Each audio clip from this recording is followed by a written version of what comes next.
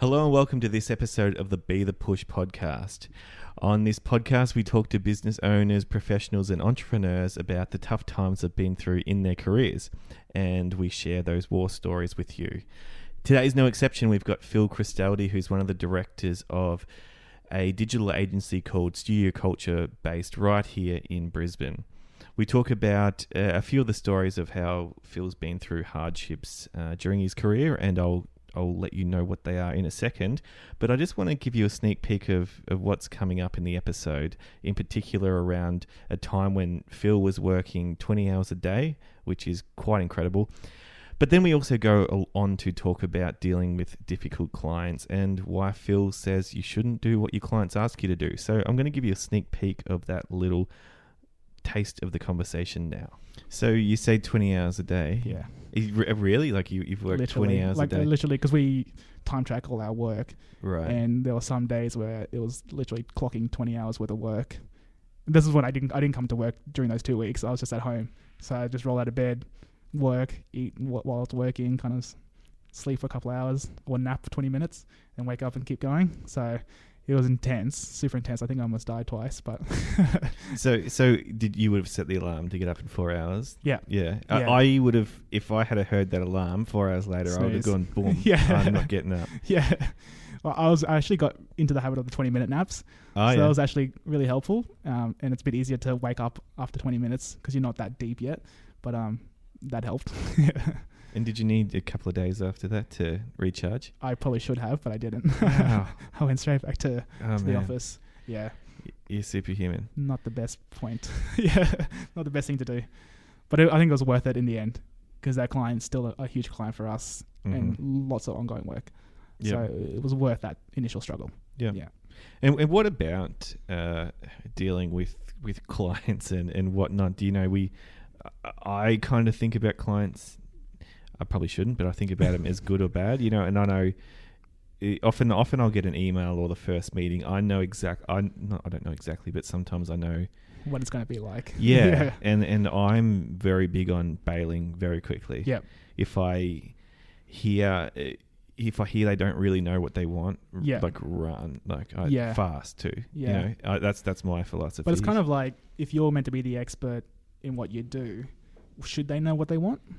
From a business perspective, I think they should. Yeah. They should know what their business needs. They might not know how to do it. Yeah. But if they're just completely clueless of what they want, then I in my experience, whatever you do is not good enough. Yeah, of course. Yeah. Because I almost feel like I've had a lot of experiences where if you don't make sure you're on the same page with what they really want as opposed to what they kind of think they want or say they want, yeah, they're still unhappy. Yeah. It's just a new baseline no matter how good you are. Yeah. Yeah. So, you know, that's is that something that do you have behavioural characteristics you look for in people that you'll work with that here's some red flags and no way in hell will we work with someone like that? Yeah. I think a lot of that gets filtered from Joe's side of things before we actually sign them up. So even if they just take too long to pay an invoice, that's a good sign that they're always going to take long to pay an invoice. Or if they just struggle to get that initial, because we send a questionnaire out when we first start a client to just kind of get more information about it. If they just don't fill that out or take forever to fill that, you kind of just know it's not going to go right.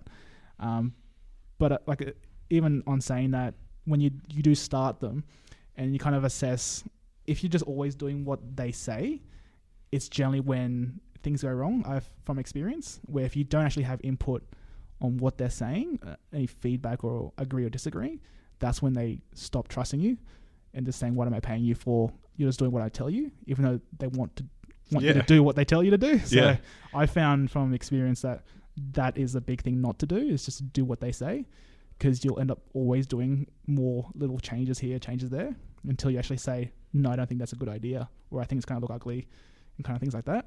So I think that was a good assessment in kind of how to deal with clients that are always kind of needy. Yeah.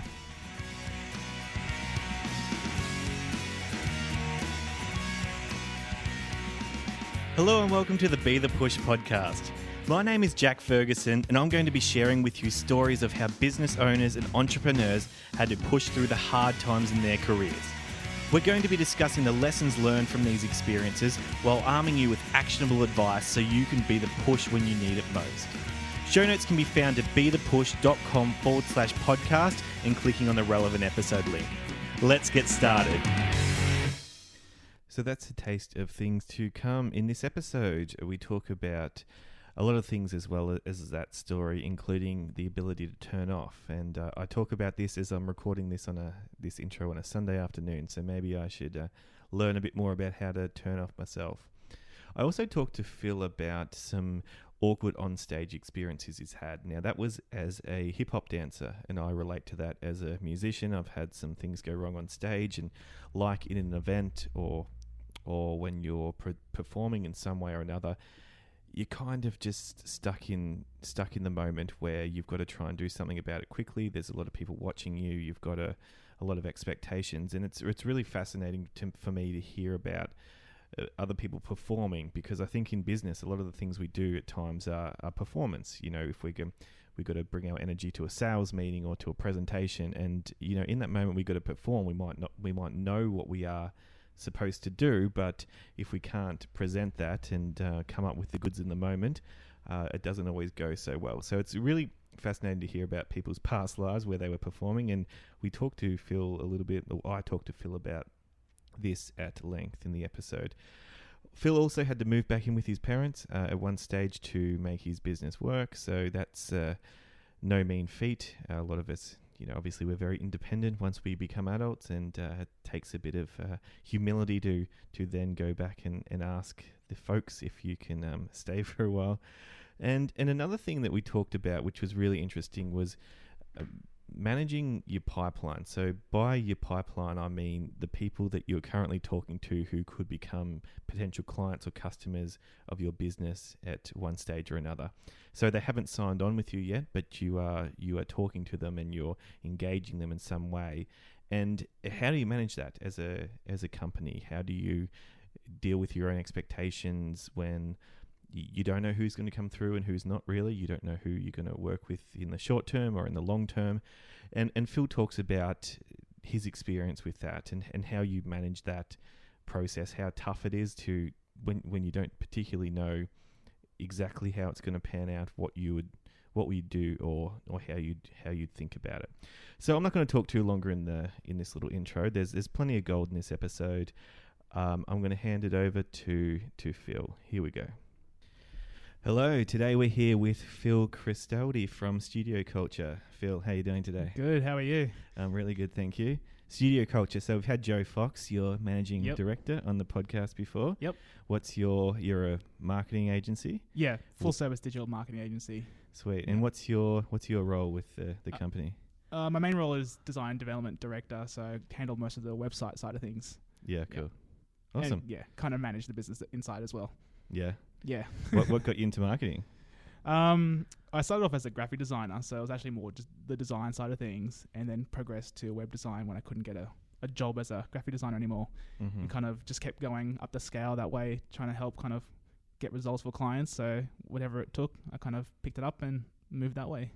Cool. So you started off doing graphic design, and then you kind of saw an opportunity that your clients were wanting more than graphic design. They wanted kind of marketing results as well. And is that how you... It was more forced that I couldn't get a job as a graphic designer anymore. Oh, really? So, yeah. So, because I moved to the UK at that point, and no one was looking for graphic designers specifically. So I had to kind of fake it as a web designer and get a job that way. And that's how I progressed from doing graphic design to just pure website design and development. Right. Yeah. Okay. And what was so when you finished school and around that time, or started your working career, how did you start? Were you a graphic designer in the beginning? I actually studied electrical engineering. Oh, really? For a semester. Yeah. And I actually did pretty well, but I was just completely bored out of my nuts. I couldn't figure it out. So I just dropped out and worked at a warehouse for a little bit until I started graphic design the year after and kind of progressed from there. Yeah. Cool. I wish I had done what you did. I stuck it out for 4 years. Yeah, I didn't tell my mum for a while. Oh, really? Yeah. How long did it take? Couple of months. Couple of months, yeah. Okay, cool. So you've done that, and then what comes next after that? Once I graduated graphic design, I actually got a job within a couple of weeks at a publication house.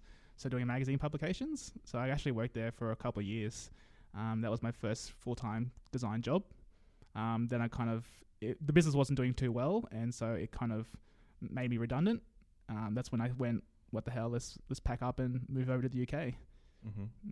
And what happened then? UK, tried to look for a job, and we went in 2009, so right in the peak of the recession. Yep. So it was extremely hard to actually get a job, especially as someone on a visa. Right. So I just could not get a job for a good 6 months to a year. Wow. Yeah. So I was working in retail for like £6 an hour. Okay.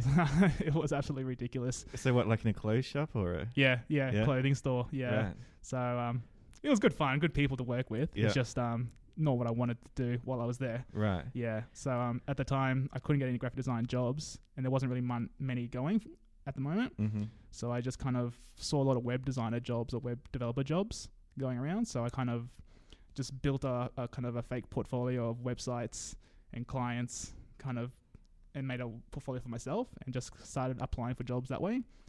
I got rejected a lot of times, but eventually got one at a small agency in Chelsea, and the rest is history. I stayed there for about a year and a bit before my visa ran out and came back. Cool. Yeah. And when you say rejected a lot of times, yeah, what type of numbers are we talking? Probably a good 20 or so. Oh, right. Yeah, but a lot of them was recruitment agencies as well. Just didn't want to help me because I'm on a visa. Okay. Yeah. Cool. All right. So so you're in retail for a while. That'd be interesting. Did you learn anything from that was perhaps unexpected? I mean, people looking from the outside might look at retail and go, it's, you're just selling clothes or whatever. But was there actually things that surprised you about that experience?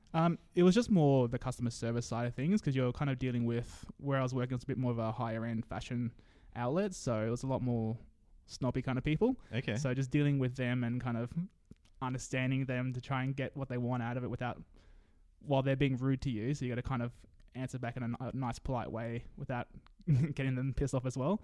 So that was a huge kind of stress issue to deal with. But other than that, it was actually really good. Yeah, good people to work with. So it was about your team that you're with. Right. Yeah. And were you actually told to be nice to the rude people? No, you weren't. No, there's just something. Didn't tell you that? Yeah, okay. not specifically. It was just more. They would just always watch you while you're dealing with them, and then give you feedback afterwards. Okay. So but I've always just grew up like that, just kind of respecting everybody. So it was kind of natural. And you never lost your cool? No. Really? I mean, you get I guess in the UK, you get a lot of foreign travelers, and you kind of get racist remarks towards yourself. So but I've always kind of handled that pretty well and kind of deal with it pretty easily. Okay. Yeah. All right, interesting. I used to work in a supermarket when I was young. Yep. I had a casual job, and I look back now on my customer service. I don't know if I could claim that I wasn't rude to some of the people who weren't. I guess like my first job wasn't at Macca's, so their training is actually quite good and quite in depth. So you learn a lot of skills and the way to be with customers through the Macca's training. Mm-hmm. So that was I actually credit that to a lot of kind of my personality with customers and clients. Yeah, definitely. Yeah, and you come across as quite a relaxed person. Yeah. So does it take a bit to get you Yeah. wound up anyway. Yeah. It definitely does. Unless I'm like really know you, then I'll just kind of go off at you for no reason. But for people who okay, just because I'm comfortable, kind of like right. Make sure I don't get comfortable with Phil. Yeah. But other than the strangers, it will take me a lot to kind of really snap back at you. And generally, if I do, you're generally pushed a fair bit. You push me a fair bit. Yeah. Right. Definitely. Okay. Well, I'm sort of the opposite. I'm pretty quick to to snap at people sometimes. The thing is, it was a really effective strategy for me because I was a teenager in a supermarket. I didn't care. Yeah. You know, you look back now and you have a completely different view on it, of course. But you know, I would snap at not just the customers, but also the people around, I worked with in there. Yep. And they left me alone. Yeah, it works. Yeah. But same, like we've had clients the same that actually say that's their strategy to get what they want out of people. They'll just automatically be a dick. Really? Just to kind of get what they want out of them.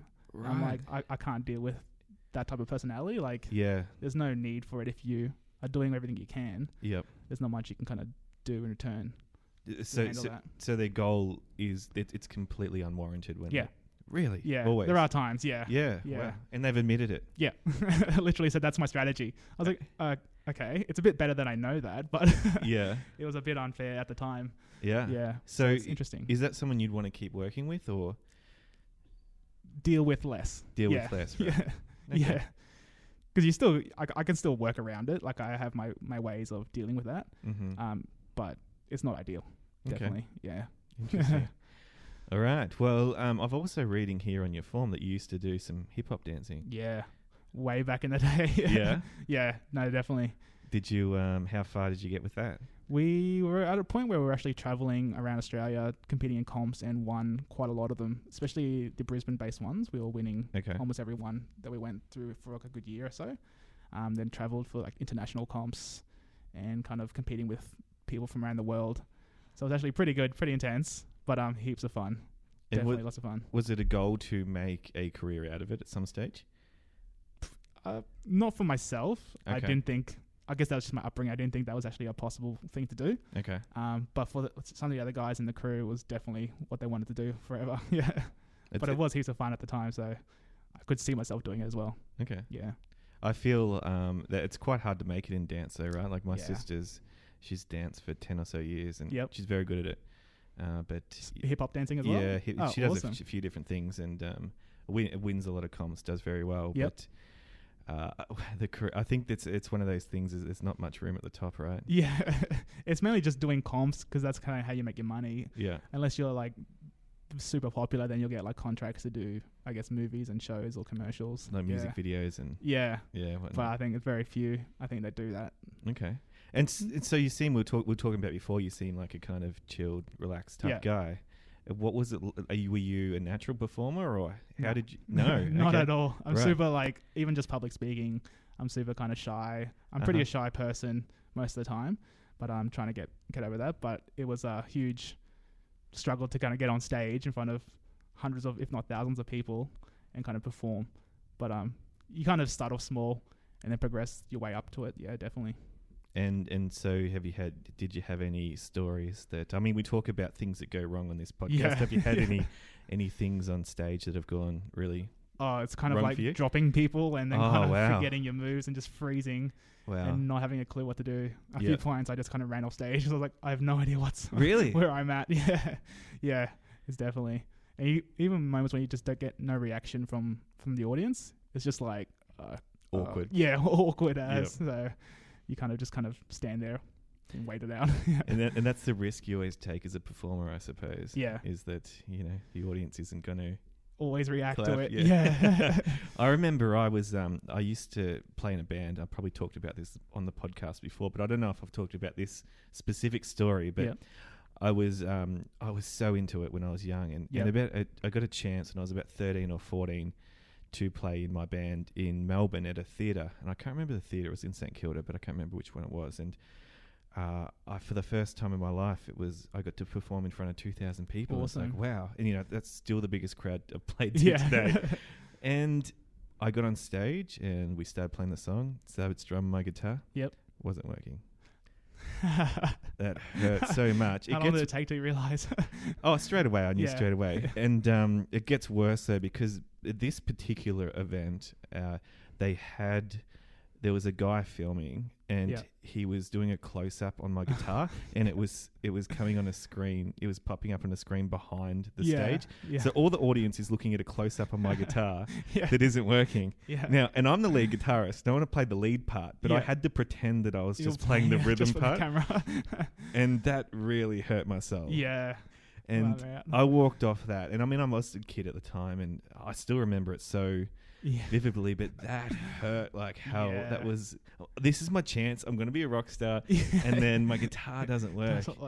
But it's the type of performing is the type of thing that so many things go wrong. Like it's the same with running events.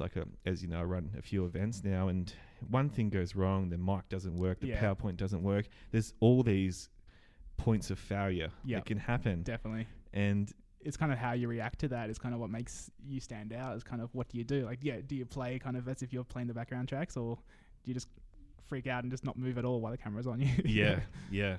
So all right, I've got this question for you then. So those experiences you had, maybe you've dropped someone, you've you've ran off stage, or you've had these things go wrong. Do you look back? Are you grateful for them, or do you wish they didn't happen? Nah, super grateful for them, because it just kind of like, you do it once where you run off stage, but then you wouldn't do that again because of kind of either the backlash or kind of the wrong thing to do. So everything you do, you kind of wouldn't do it again, even though it's a mistake at the time. You just kind of, as a person, you shouldn't do that again. So you kind of learn from that. Whereas if you didn't do that, you're going to do it again at some point in your life, whether it's a mistake or a kind of an error or an incident. It's kind of like you're bound to happen. It's bound to happen at one point. So you're better off getting it done when you're younger. Yeah. Yeah. But are you not burdened by these experiences at all? Not at all. You can move on. Yeah.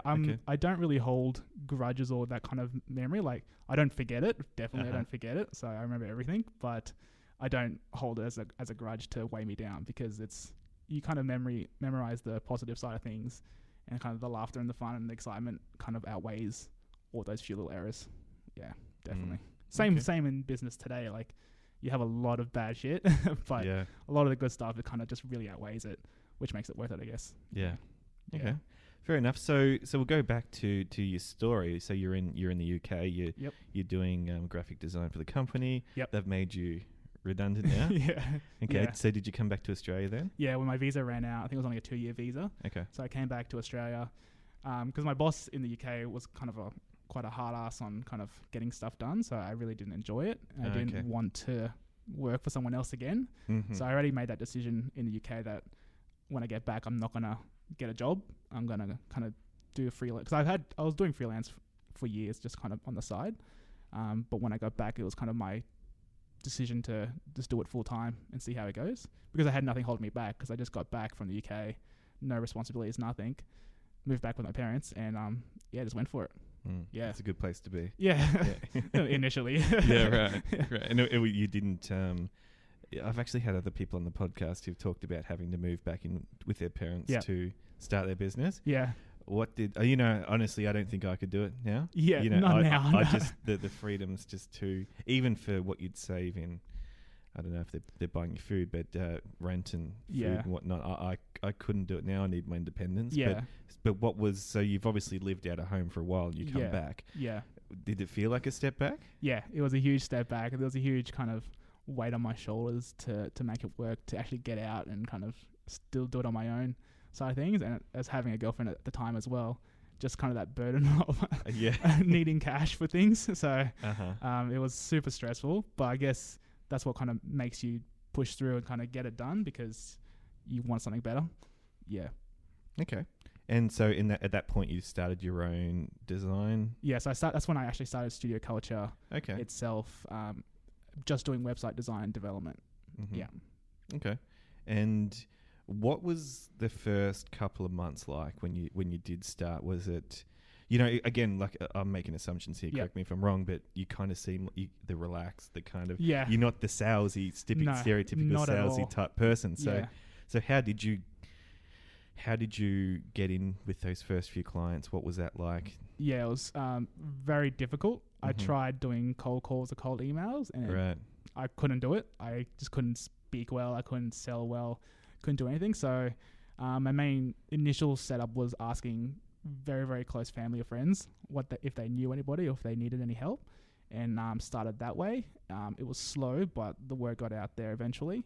And this was kind of before Facebook advertising and kind of actual ads, or what I knew were ads, was around. So it was mainly just asking for help by close relatives or friends, or mainly my sister kind of saying, help me.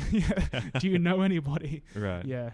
But that was kind of the initial start of it, definitely. Okay. Yeah. And your sister was well connected in the business world, was she? Yeah. She's a little bit older, so she had a bit more kind of work experience, and kind of her friends were more career focused. So she had more reach in terms of people. Yeah. Yeah, cool. Myself, yeah. Thanks, sis. Yeah, definitely. All right. So what's the hardest lesson you learned in those first 2 to 4 months, would you say? I think it's just actually putting, I guess, the focus on actually making money.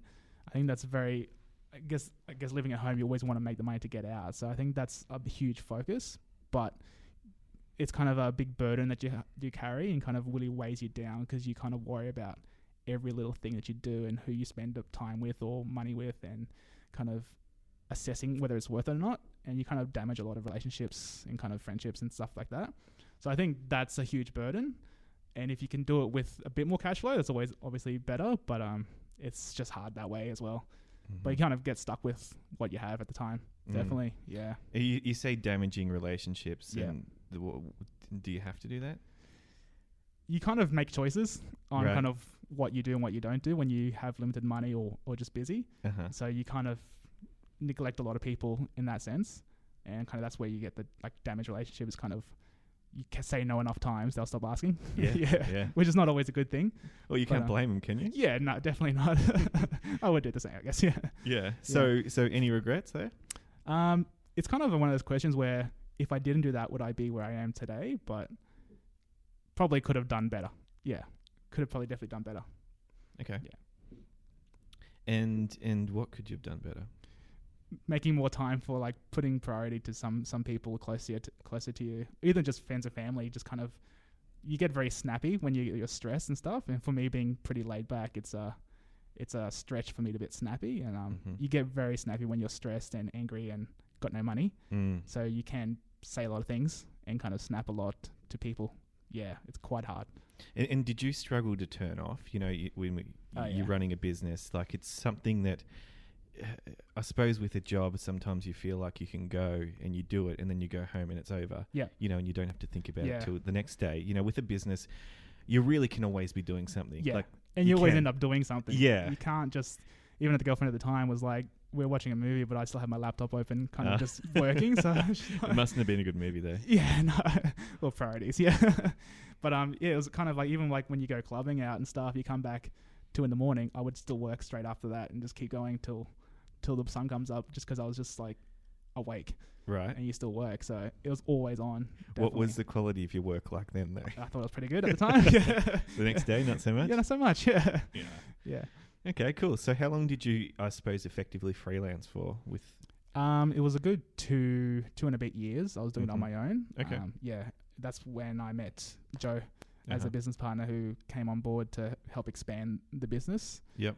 And that's when it kind of really, because when you're doing it on your own, you can only do so many things. You only have so much time to do sales and the work and kind of manage the business. So you kind of need to bring someone on board to help out with that side of things.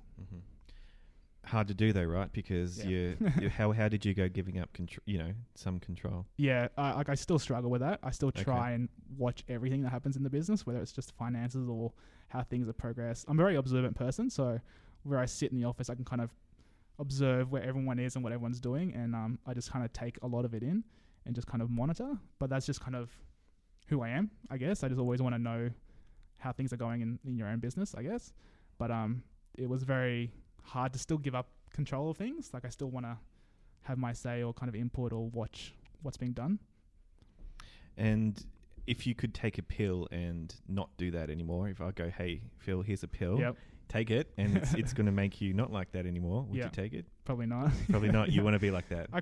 I just want to know what's going on in your own business. I find it very hard to just not know parts of what's happening.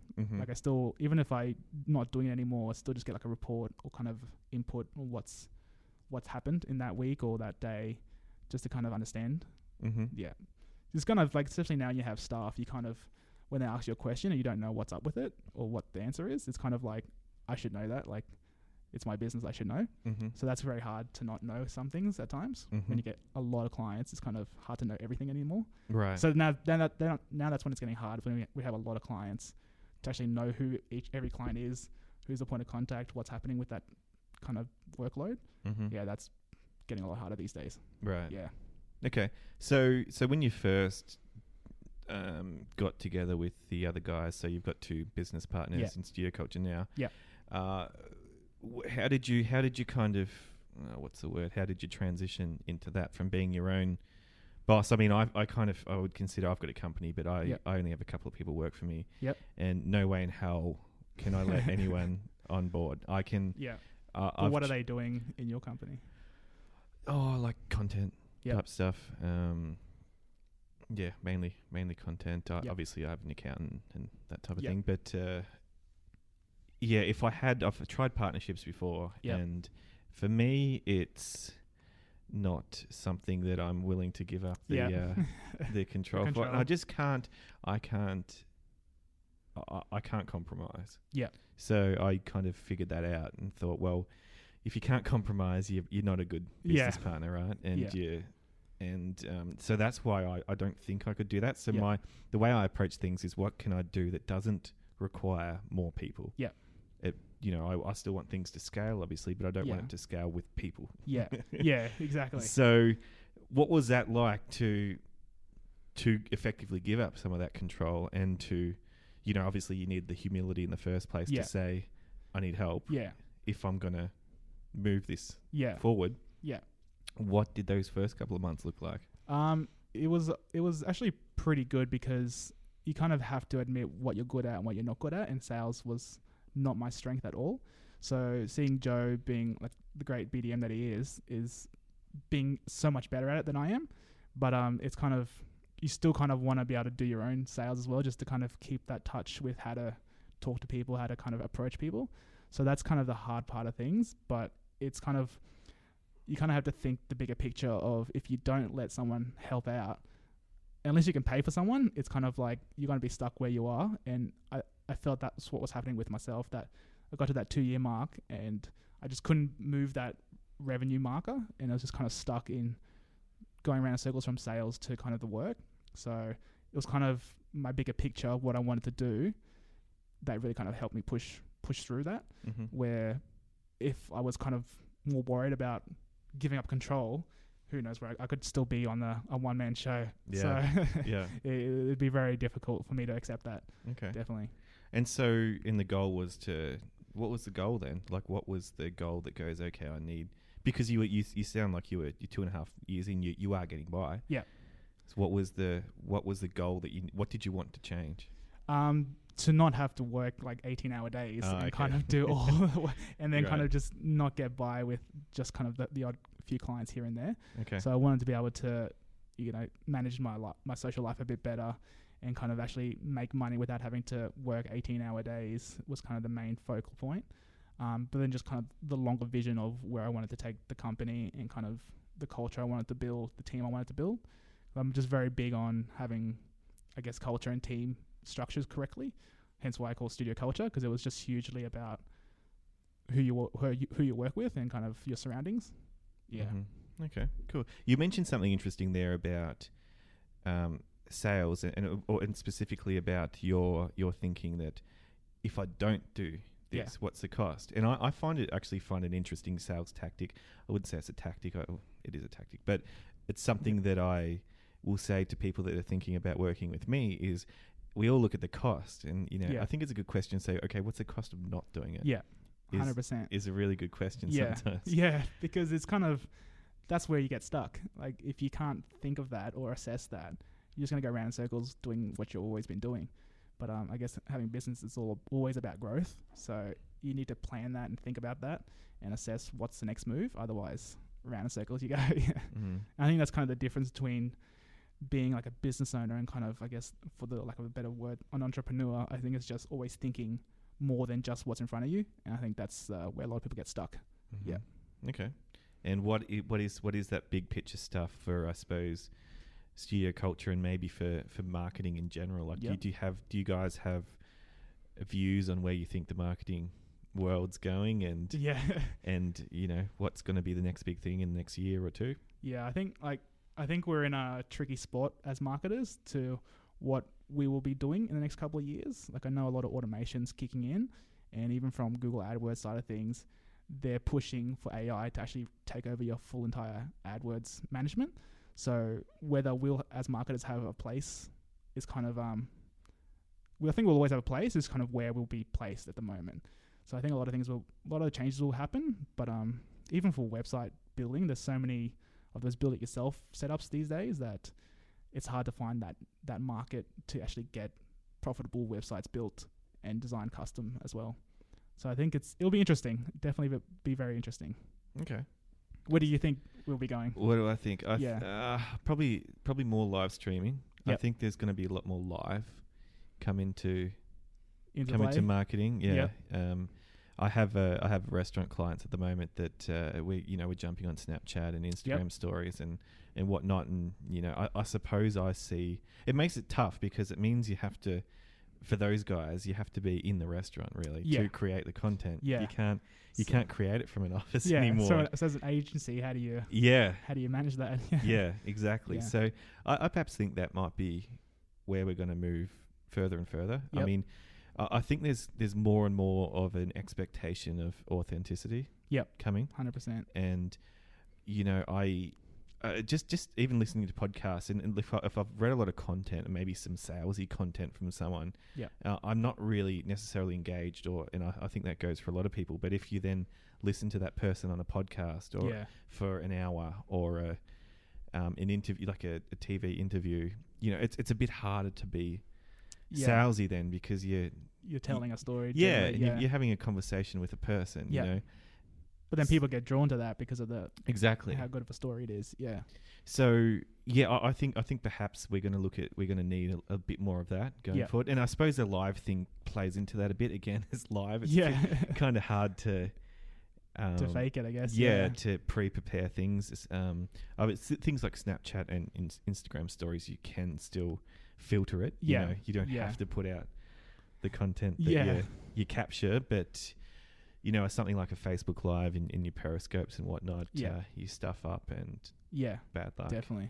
And I reckon we're going to see some stuff ups in the live arena in the next year or so. I think that's something will make it interesting though. Yeah. And sometimes works for people as well. Like it definitely works when you are more authentic and just your personality comes through. Mm-hmm. That can be the winning ticket to getting more followers and stuff. Yeah. I reckon we'll see some things that aren't so good though as well. Maybe something if you're in a business or whatever and something goes on in the background or I think there'll be some things that come up that aren't so good. There was I saw kind of a dark story, but I saw someone in America, I think they were streaming on, I can't remember what they were streaming on, but they streamed it, they crashed their car. And they're streaming it the whole time. We've seen a few death ones as well. That's just, well, they shouldn't be doing it where they're doing it anyway, but right. I suppose with the live, I think we're going to see a lot more of the, not that specifically, but mistakes made while. But do you think it's just going to become a bit more oversaturated in that sense? Just kind of like when you look at vlogging on YouTube and stuff, how originally there was only like a good handful of people, but now everyone's doing it. Mm-hmm. Who do you watch and what makes you want to watch that side of things? Because there's just so many options now of people doing daily vlogging. It's kind of has it peaked or is it still going to keep going? Like, you can watch a lot of people on Snapchat, but you eventually pick a handful of ones that you actually watch all the time, and the other ones if you have time, kind of thing. So it's kind of that what's going to actually make it work for everybody, and what's only going to make it work for people who actually have a personality, I guess. Yeah. Well, with the vlogging thing, I don't quite get vlogging, to be honest. I think, so someone telling you about their day-to-day, I think that's effective once they're already, It's interesting because I actually watch a lot of vloggers. Do you really? Yeah. Okay. And they're actually very different in the ones I watch, but most of them are successful already. Yeah. And doing very interesting things every day. Yeah. But I assume they didn't start that way, so it's kind of, am I watching it because of what's happened, or am I watching it because it's just what they're actually doing for that specific day? Mm-hmm. It's more interesting. I'm not sure the answer of. Yeah. Okay. Because I think it's similar to that. I think about the vulnerability type argument where people, be vulnerable, blah blah blah. Yeah. Again, I think that's a lot more powerful if you're already, if Elon Musk tells you about his challenges, it's wow, Yeah. But if Peter down the street says, who's just a nobody, says, "Oh, I'm really struggling with this at the moment." It's like, it's not interesting. It's kind of like, is it okay to struggle if you're super successful compared to struggling when you're not? Yeah, because it doesn't fit the narrative as much, right? So, and I'm running I run events sometimes, foul ups and failures on the road to success, I call them, and I get people in to talk about the things that went wrong, but I think it's interesting because they're established. Yeah. If I got I don't know, a 22-year-old in who's started their first job, and they talked about their struggles, and I just don't think it has the same power. Yeah, but it's kind of like you could interview people who about their struggles who haven't actually been successful yet in anything. So it's kind of like that pre-story, and what's actually happening in their mind before they actually have anything that's actually working for them. Because that's a different mindset, I guess. Yeah.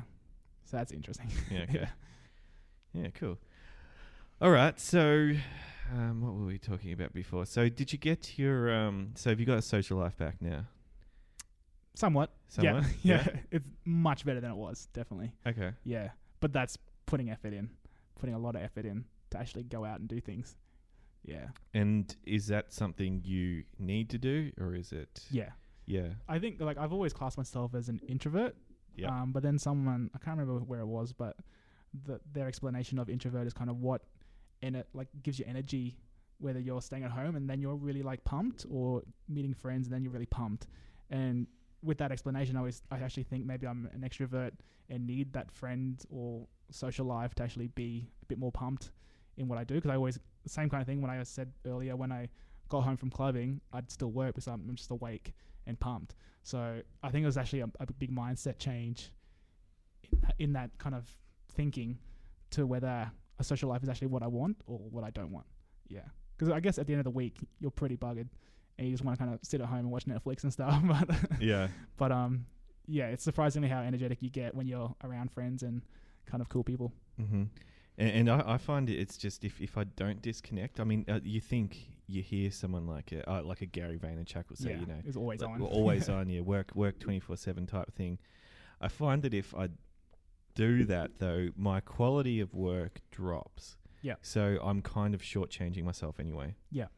So, yeah, it's all good if you can. But are you taking a break because you want to, or because your quality of work is? That's a good question. Probably the latter, more so than the former. That's a good question. But what's your like social life? Are you still like having weekends, or kind of just pumping through all the time? I do, but my colleagues, or no, not my colleagues, my peers tend to be people in the same game. Yeah. So, I'm going some socializing, but guess what we end up talking about? Which I think that's still fine. Yeah, definitely. Okay. Cool. So I ask everyone on this podcast one question. Yep. And I'm going to ask you the same thing. Okay. What is your relationship like with self-doubt? Not the greatest. Okay. I think I would say I'd have a lot of self-doubt in kind of what I don't know, which is a lot of things. I think, as you mentioned like before the podcast, that you'll do a lot of things but not necessarily a master of anything. So I think that's kind of where you get your self-doubt, is that when you don't just do one thing really well, you're just unsure about everything. But it's kind of generally through my experiences that makes me confident in what I say and what I do, where if you don't have that background, you're kind of just making shit up at the end of the day. Yeah. Mm-hmm. So I think that's the big connection with me for self-doubt. Yeah. Mm-hmm. It's Okay. And so does this crop up weekly, daily, monthly? I mean, internally it's probably daily. So everything you kind of do and say, you're just like, is that right or is that not right? Let me Google that or something like that. So it happens all the time, but it's kind of like once you've answered that question to yourself, next time around it's a definite yes or no. So it's kind of just kind of, I guess, a learning process and kind of who you are and what you can say or do or what you know. Because a lot of people can talk a lot of crap and don't really know anything or just kind of say things. So aren't they the most annoying? I hate those people. I can't do that. Yeah.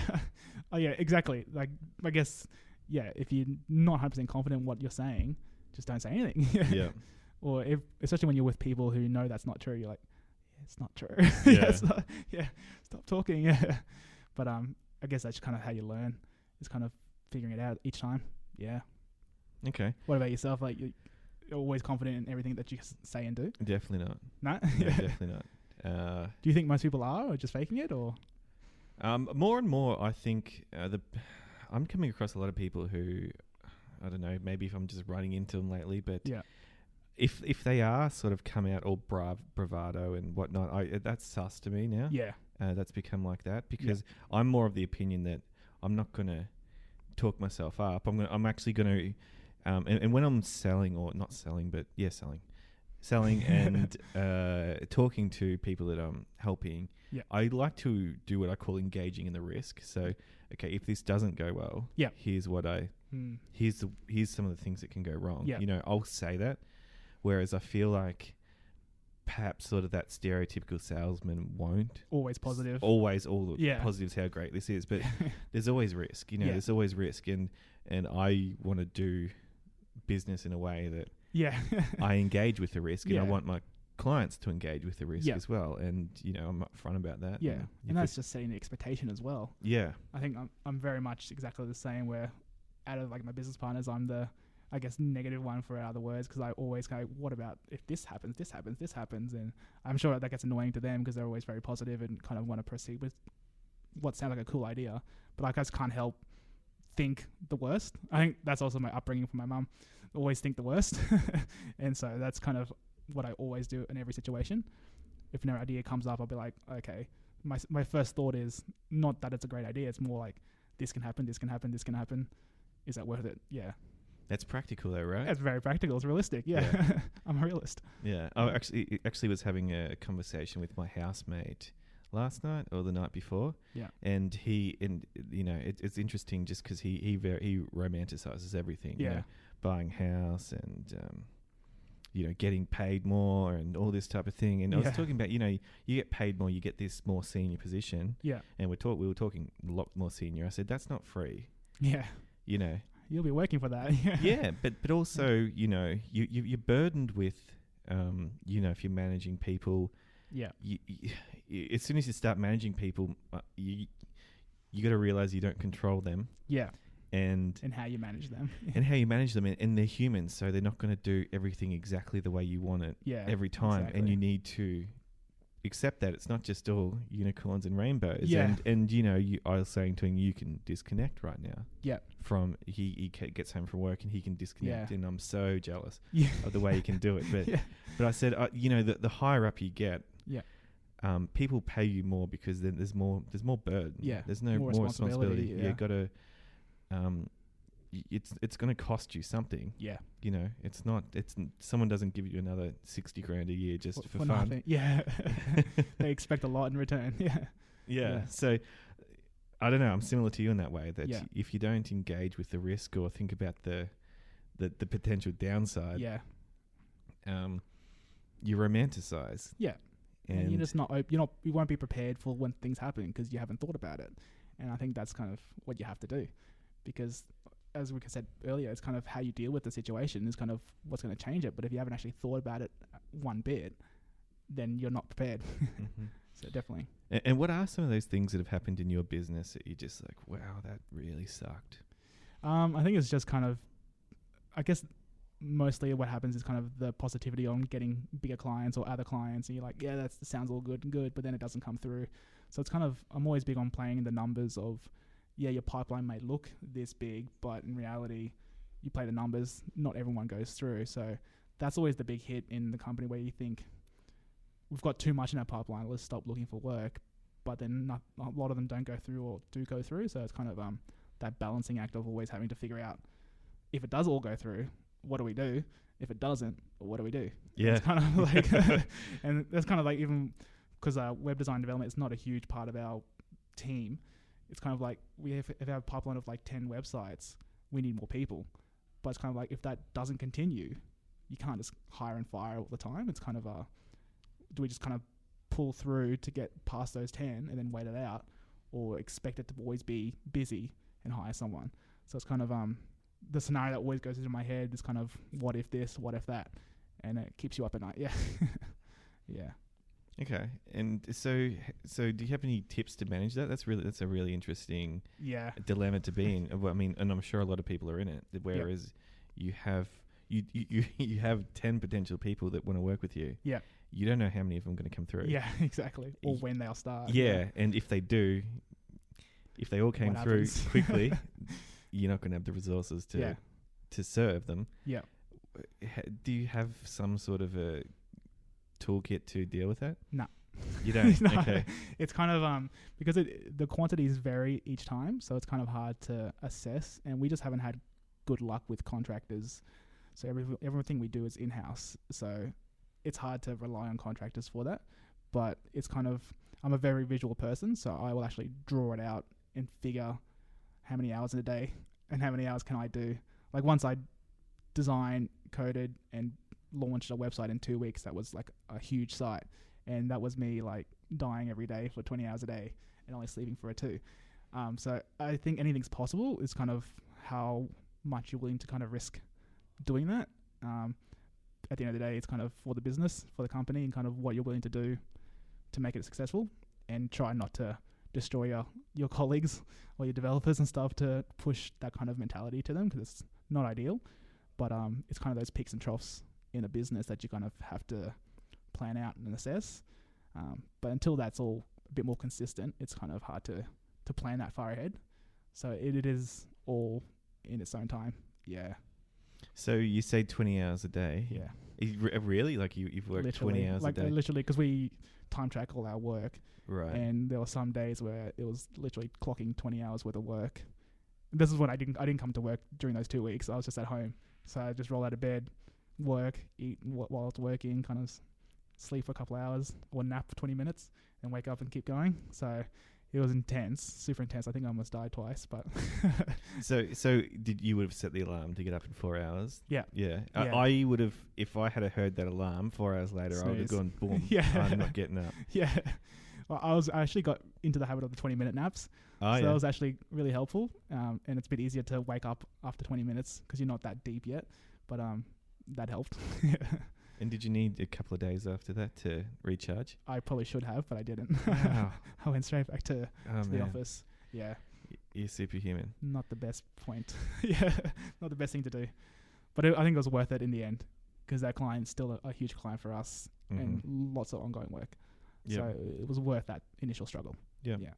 And what about dealing with clients and whatnot? Do you know, I kind of think about clients, I probably shouldn't, but I think about them as good or bad, you know, and I know often I'll get an email or the first meeting. I don't know exactly, but sometimes I know what it's going to be like. Yeah. And I'm very big on bailing very quickly. Yep.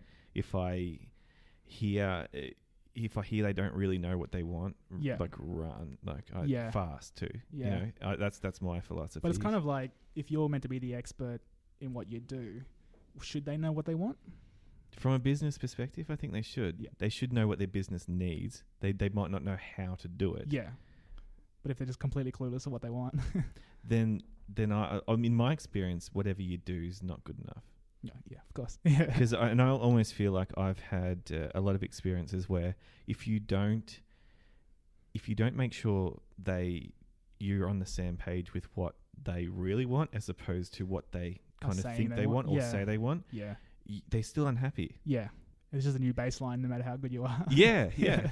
Yeah. So, you know, that's is that something that do you have behavioral characteristics you look for in people that you'll work with, that here's some red flags and no way in hell will we work with someone like that? Yeah.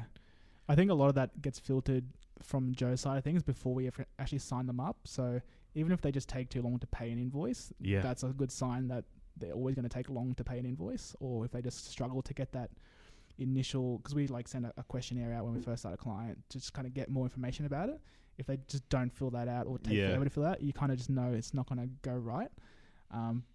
But even on saying that, when you do start them and you kind of assess, if you're just always doing what they say, it's generally when things go wrong. From experience, where if you don't actually have input on what they're saying, any feedback or agree or disagree, that's when they stop trusting you and just saying, what am I paying you for? You're just doing what I tell you, even though they want you to do what they tell you to do. So I found from experience that is a big thing not to do, is just to do what they say, because you'll end up always doing more little changes here, changes there, until you actually say, no, I don't think that's a good idea, or I think it's going to look ugly, and kind of things like that. So I think that was a good assessment in kind of how to deal with clients that are always kind of needy. Yeah. Okay. That's don't do what they say. Don't do what your clients say. I know what I'm going to call this podcast now. Yeah. So why you shouldn't do what your clients tell you to do. Well, I guess like you're meant to be the expert, and they're saying, make the logo bigger. And you're like, no, it's not meant to be that. It's too huge. So you got to put your expertise onto the table and kind of showcase why they chose to work with you. It's not always the other way around. Mm-hmm. Yeah. Okay. But still learning on that as well. Yeah. That's a lot to think about. Yeah. So that's one thing that you don't. Is there any other characteristics you look for that you don't want to? Not really. Like a lot of it is kind of vetted before we even actually start the work through kind of the BDM. So that's actually really good, because then it kind of doesn't burden us with thinking about that client when it actually just won't go through. So I think that's very important. Just because like we're only limited amount of people, we can't focus on everything and every part of the business. So if we only get the client once it's signed off and paid, then that's like, it saves us a lot of time. Yeah.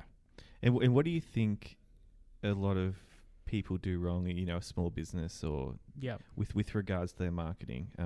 I mean, sometimes I'll see, I don't know if you see it or not, but they'll kind of want you to do like their product market fit, and they they want to pay you to define their business model and all this stuff. And I'm like, that's a different service. Marketing's when you've got that somewhat figured out and we're kind of pouring kerosene on the fire. It's not about me telling you who your client is. You got to tell me who your client is. Exactly. And we'll get them to you for a better price, or we'll get a better return on your efforts to get that person. But some people will, I've had conversations where they'll try and get me to do that. Well, that's up to you, they'll say. And why did you have the product in the first place if you don't even know what it's for? Well, I think often they haven't got a lot of clients at this stage. But that's a huge red flag for me, is if they don't know their own business. It's going to be a struggle. We've had similar where we've had like a new restaurant trying to open up, and they were getting us to pick like the furniture and kind of the colors inside the restaurant. We're like, we're not interior decorators. We have no idea. Like, we put some things together, like, that looks pretty good, but like if that's harder to change than a website, like once you've built it, you can't just go, no, that looks like crap. What do we do? So we're like, we just gave that up. We're like, it would have been a lot of work for us ongoing, but I think just that initial kind of what they were asking of us was beyond what we were capable of, and it just wasn't going to work out. So we let that one go. So you kind of have to pick and choose, which is very hard to say in your early days of starting a business. But you kind of have to kind of take that risk and do what you can rather than do what they want you to do. Okay. Difficult. So have you, anything else? Any other examples like that? No, not the top of my head. Okay. And how'd you go about learning to manage people? Like, obviously you've got people under you now. And again, they're kind of the shy, the introverted guy. How's that go? It's a struggle every day. Like, you kind of have to not treat everyone with a blanket. You have to treat everyone very individually on what triggers them or what doesn't trigger them. But you still lose it a lot. Like, I'm probably huge on that. When it gets stressful, I kind of get snappy with everyone around me. And I think most of them know that, but hopefully most of them know that it's just because I'm under stress. But it's something I'm still working on. I think I'm getting better at it, but from when I started, but definitely not an easy task, especially when there's a lot of them. Because I think we're 13 now. There's a lot to kind of manage and deal with and understand them. I think that's the big part. You have to understand what triggers them and how they react to different things. But that's a learning curve. And you kind of learn yourself in terms of reading books, kind of educating yourself on how to manage people and kind of how to deal with situations. That's the hard part. Yeah. What tips have you got for us? Breathe. Breathe. Like even just in general, like we started doing meditation as a company when we were about a year or so ago. So I still try and keep that up, and I think that actually changes a lot in how you see things and kind of perspective of, instead of just straight up reading things as it is, you kind of gives yourself time to take it in and understand it rather than just react to it. I think that's quite a big factor, and I've noticed it now that I haven't been doing it as much in the last month or so, how much of a difference that is. So I think that's huge, but also just taking a time to understand each person and getting to know them. I think that's another huge thing where a lot of people just don't spend the time doing that. I think they just barely know their names and then kind of just yell at them when things aren't going right, rather than asking, what happened here, rather than going, why did you do that? I think that's a different question to ask. Yeah, on how to approach them. Okay, and so are you the type of person that doesn't? Do you typically not talk a lot? Are you someone who talks like so? So that must be difficult to then have to be someone who then probably does talk a lot. And I'm not a good communicator. Right. I struggle with, like, I guess, speaking emotions or kind of like discussing feelings and things like that. So yeah, I'm terrible at that too. Yeah, I just can't. I think I'm getting better at it in the last year or so, but I'm not a good emotional kind of speaker or kind of assess situations and kind of talk through things. I'm just not that type of person. I'm very internal. I guess it's upbringing as well. It's just a very internal type of person. So having to actually be a vocal person to your staff, it's a huge struggle to kind of do that when it's not natural. But you take it in little bites. You do little things here and there to try and work your way up to that. But in saying that, like, it's gone through a lot of ups and downs with past staff or kind of current staff. But as long as they understand what you're trying to do, trying to accomplish in the long run, I think that's the key. Where if there's just no understanding, then they're just going to leave, pretty much. Mm-hmm. Yeah. I like to think of people as pro logic or pro emotion, and there's it's kind of like I think of it as a scale, and you fit somewhere on that scale. At the very far left is pro logic of my scale that I think of, and I'm up there. Yep. I'm quite there. Just let's talk about the facts and the black and white, and then you have people at the pro emotion end who very quick to react. Yeah, and just don't process things in a way that I would. Yeah. Nicely put. They talk about the I don't know what how they feel and this and that, and it's kind of like, mate, it's irrelevant. Just how do you deal with your staff and the kind of people that help you? I delegate a lot. Yep. So I delegate. If someone works with me, they are very independent, and I don't want much to do with them. Yep. Not because I don't like them, but because they shouldn't be taking up too much of your time. Yeah. So I suppose I allow for mistakes. Yeah. For the gain of not having to have as much contact time. Yeah. That's a trade-off I choose. Do you do that verbally or kind of via email or task management? I think just through behavior, just not having a lot of contact, I don't typically work in tasks. I more work in overall project. Sort of results and goals. Okay. And how you get there. I don't want to break down the task for you. Yeah. Do this. Yeah. Just like, here's like our overall goal. I know you're not going to do it exactly the way that I would do it. Yep. And that's okay, because it means I don't have to manage you. Yeah. But if it's a good enough result, good enough is good enough for me. Yep. And that's sort of the way I approach it. Yeah. Yeah, that's interesting. Yeah, I struggle with doing that. Like, I want to do that, but just guess the whole control side of things, where I still kind of want to know what, if this is your choice to do this, what would your approach be and how you're going to do that, rather than letting them do it and then saying, no, that's not what I was thinking or what the client wanted.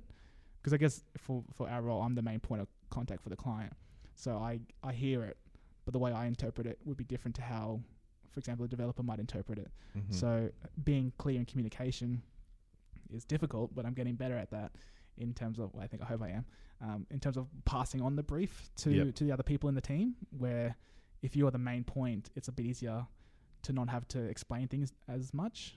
But I want to do that, but I'm not there yet.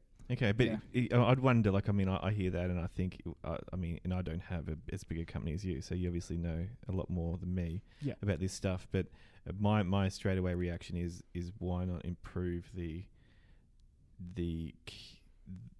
that pre-work where the brief comes out to the person, so that's tight, and then you don't have to worry about it. It's probably more of a time management issue, where it would take me more time to really make a solid brief on everything that it should be, rather than just give the idea across, and hopefully we're on the same wavelength for them to feel that what I'm talking about is what they're thinking about. So I think that's also a process to actually get on the same wavelength, or just communicate a lot better. So okay, that's interesting. But does that not cost you more time in the long run? You say, getting the idea across, and it's quicker to do that. But does it not? It doesn't cost you more, obviously. It costs you less to get your idea across and then have to correct along the way. Okay. It's I'm kind of tossing up for the different strategies at the moment, in terms of how I actually put things across. So it's more the bigger picture I'm giving instructions on. But then, for example, like a website, like the layout's obviously locked in, but how that layout interacts, I'll leave that up to them. So it's kind of give and take a bit of the leeway at the moment. But that's a trial thing that I'm kind of assessing on whether that's a good thing or a bad thing. But I do think that that's the better way to do it in terms of letting them take over and take control. But it's just letting go. That's the hard part. Yeah, letting go of control. It's hard to do. Maybe you have some advantages because I work remotely too. Yeah, I guess you have no choice. You don't have to expect them to pick up the slack. Yeah, that's an interesting point. Yeah, I'm forced into it. Whereas if you're in the same room, you kind of see what they're doing. You're like, no, that's not right. And maybe I would start chirping then if I was in that situation. Yeah. But for me, I think that it's better to do what I've done. It is more efficient. It is definitely more efficient that way. But I just need to figure that out. Yeah, right. That's always learning. There's always, because you go through a few different people, so everyone's different. So you kind of have to assess what's different and how to actually tackle that. I think that's what you should do, but it's kind of just making sure it works for both people at the moment. Yeah. Does it ever anger you how much this game ends up being about people and dealing with people? Because that frustrates me at times. Is that I'm like and I'll actually divide up in my head. I'll say, okay, put 80% of your effort into politics and put 20% into the work and stuff like that. Yeah. And I don't want to do that. Yeah. But sometimes I have to do that, not to save myself, but because everyone's in the company or whatever, it's got their own, the company I'm working with or whatever client they are or whatever, they've got everyone's got their own expectations and stuff. And you kind of think to yourself, oh, I could just do this and this and it'll be sweet, but they don't want me to, and this person's really, really fiddly about X, and this one is gets a bit touchy around Y, and person Z's worried about their role in the company, so you got to make sure you don't I hate politics and business. But it is so much of it. So much of it is dealing just with the human part. But do you find that, because I think you're saying that you're like a third-party CMO to companies, do you find that it's because they're in-house people? Yeah, that's right. Yeah. So I think that's, I guess, very different in terms of an agency perspective, because it's always about the client in terms of what they want from you rather than kind of what everyone expects from each other. If you have your roles defined well enough, they're just in charge of that one kind of element or that kind of part of the process. But I think there always are elements of politics between people and kind of, but I think it depends. There's two types of politics. One, because they're business minded and want to kind of think they can do it better, or two, they just kind of like that type of personality where they just want to make trouble. So I think that's, you kind of have to assess each person individually and assess where they're going with that and kind of deal with that pretty quickly. Otherwise it can be toxic for the company. Definitely. Okay, and how do you deal with that? How do I deal with that? That's a good question. How do I deal with that? Do you just ignore it or play along? No, that's the point. I get frustrated when I have to play along. Yeah. I'm not the type of person that can just do that. But by the thing, when I say I put 80% of effort into for a client, 80% of effort into politics. Yeah. That still mean my contact time is probably pretty low with them still. Okay. So it's 80% of not much. Not much. Yeah. Right. As opposed, if it was heaps, I'd be. Yeah. There's no way in hell I'd do it. Yeah. So that's probably a good clarification to make. Yeah. Yeah. Okay. Yeah. I couldn't put 80% of politics into a if I was spending 2 days with someone a week or. It's so draining. Yeah. So, but anyway, so what? Someone's listening to this and they go, "Okay, cool, Phil, you've done well with your company. What should we all know about marketing? In 2017, that perhaps a lot of people aren't doing. You guys work with website and social. Yep. What are we not doing right? I mean, you just have to make sure you're doing it. I know, like during a lot of the more financial struggles, a lot of people cut marketing as their first point of call to save money. I think that's very wrong, and kind of even as a startup, you kind of need to pump the marketing. I think a lot of people don't see that correctly, and I think that's a big thing that people need to put a focus on, because marketing does work and marketing should work if you're doing it right.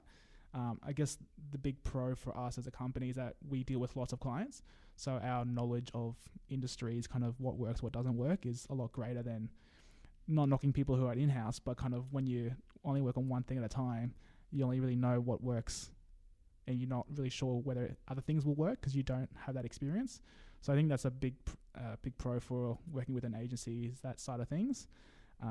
But it's kind of assessing what is the best industry for, like best market for you as a business, not to try everything and not be like, should I be on this platform just because it's there, rather than picking and choosing what's going to actually work for you and then putting focus on that. But even saying that for website side of things, some of the crappiest looking websites convert so well. So it's kind of hard to always push the what looks good side of things, but it's kind of more about reading that data and seeing if people aren't even staying on your website for more than 10 seconds, something's wrong. And if you didn't look at that, would you know that? So it's kind of, you can pump ads to your site all you want, but if no one's actually sticking around to actually read that first line, then it's kind of, what's the point? So a lot of clients probably don't realize that side of things, and it's kind of a big core of what we do, because you just need to know. You can't just assume things will work just because you're putting money behind it. I think that's the big part where a lot of people miss out on. I think about that as like a leaky bucket. Is the analogy I've got in my head. If it's like your bucket's going to leak a bit, you're going to have leads come in and they're going to fall out the bottom. Yeah. But you can't. The bottom of your bucket can't be just completely bottomless, and just everything that comes in just goes straight through, and the bucket retains nothing. Yeah, exactly. And you got to like look at the data and just see what's actually working, what's not, and where it's not working, kind of. And a lot of, I guess, business owners think they can do it themselves, but they probably could, but they just won't. There's no time for that because they've got other things to do. And do you have an opinion on the sort of the traditional versus digital marketing? As we move, you hear a lot of people in our space talk about the power of digital, and I agree with it. Yep. In the data you can get, and you can really track it, someone's behavior all the way through. A lot of people are still want to do traditional because it's what they're going back to the politics thing. That was, sometimes clients will want to do traditional stuff, and I might not agree that that's what to do, but that's what they want. So, but it's funny, they'll spend a lot more money on traditional compared to digital and not know where that money's going in terms of digital. Like they can put a billboard up or a TV ad for tens of thousands of dollars and be fine with that. But you spend a couple of grand on Facebook ads and they're completely like, want to dig down exactly why that didn't make $20,000 in return. It was like, well, we can tell you why, but can you tell us why the TV ad didn't work? Yes. It's kind of like they're so harsh on what they know and what they can actually see and feel. Yep. Where the TV ad, they just expect it to work, but there's just no data around it. It's not guaranteed. Yes, and being able to actually see it. Yeah, I find, because with Facebook ads, and for the listeners, like if you haven't used Facebook ads, you can do what's called dark posts, where it means that you don't really see it. It's the potential customer that sees it. It goes to their news feed, and it's not really anywhere for you to see easily. And but I can see a billboard, right? Yeah. I can see it. We literally had that just last week with a client saying, "But where do we see that ad?" We did lead ads, so it doesn't show up on the business page. They're like, "But where do we see it? How can we not see it?" And actually, Dave came up with the analogies that when you're advertising your cafe, if you had a cafe, physical cafe, and you're advertising it, would you run the ad inside the cafe, or would you run an ad outside the cafe and around the place? That's brilliant. Yeah, I was like, oh, Dave, you got a good one. So I think that analogy is kind of like, when she heard that, she was like, yeah, I get that now. Where before she was like, why isn't it on our Facebook page? Why can't we see that lead ad? And what if we can't see it, no one else can see it, kind of thing. Yeah, so that was a huge eye-opener. And just helps explain things a bit better. Wow, great analogy. Yeah. Great analogy. Yeah. Sweet. And okay, so if someone's got a small budget, they're probably before agency. Yep. What do they do marketing wise? What's your first few things you should be doing? I think it's just planning first and kind of assess if you're going to have this small budget, where is the best place to do it. I know like Facebook's always good, but it just depends on your business. You can get a lot more reach, obviously, but it maybe work better on AdWords. So it's kind of test with a little, and then once you figure it out, spend the rest on it. So I think it's just always about testing, making sure you test first and tweak. If it's just not working, then cull and move on. Yeah. And don't look at that money as wasted money because you got data. Yeah. A lot of people expect, I got $100, I need $200 back out. Yeah. It's not always the case. No. You need to understand, because it's like, even for like a lot of my side businesses, when I first started, I just pumped money to everybody and anybody. And then I realized, okay, so this age group's actually clicking the ads with it. All the other age groups aren't. Okay, it's just females actually clicking it. And so with that money, I didn't get any sales, but all that data of targeting and who is actually interested in my ads kind of opens the door to much more focus down the track. So it's always kind of the place. You can get data, but you just got to have to understand what that means. Yeah, very interesting. I mean, I've been doing something lately where I'm looking less at demographics and more at behavior type thing. So one thing I love to do is, if I'm targeting an area, say on Facebook, say in Brisbane, put out a video to the whole area. Don't limit it in any ways. And then you can obviously, at the following videos, you can target who watched it for 75% of the way through, who watched it, and then who watched video 2 for 75% of the way through. They get video 3. Because they're telling you, they're interested. I'm interested because I'm watching the whole thing. 100%. Yeah. That's super important, because you got to use that data. Like, otherwise you would have just spent that first initial money and then, it didn't work, and just move on. Like, I think that's important to keep going at it as well. That's kind of what I mean by tweaking it and assessing it and making sure it's going to work or not, and then reassess. Always reassess. Yeah, it's interesting. And I've actually been thinking today, I don't know why this came up, but I don't think marketers do anything else than uncover the process that people want to go through or they're comfortable going through to make a purchase or doing business. Yeah. We don't make them do it. No. We figure out how they want to do it. Yeah. We find kind of what makes them comfortable to do it, or what triggers them to be like, yes, I will buy. Yeah. So it's kind of, but that's, I guess you don't know that off the bat. Like, some best practices, but different audiences trigger different things. Yeah. So it's still always going to be a testing thing. And that's like, when you get a one-off client, it's very hard to do that. Yeah. Where a lot of our clients are retainer based, so every month we're trying different things and trying new things, and that's super helpful. Where if it's just a one-off client, they expect the world from that one payment, and you just can't deliver that in the first month anyway. So it's important to keep going. Definitely. Yeah, I love it. Absolutely love it. Cool. All right, Phil, this has been an awesome conversation. I appreciate you coming and being part of the Be the Push podcast. Thanks for having me.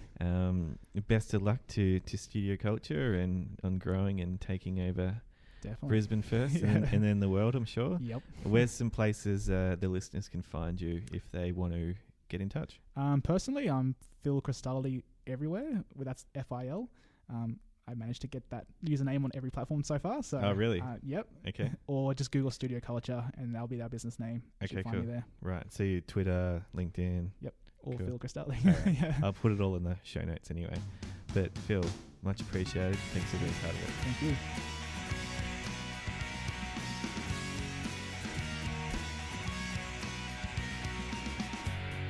Thanks for listening to this episode of the Be the Push podcast.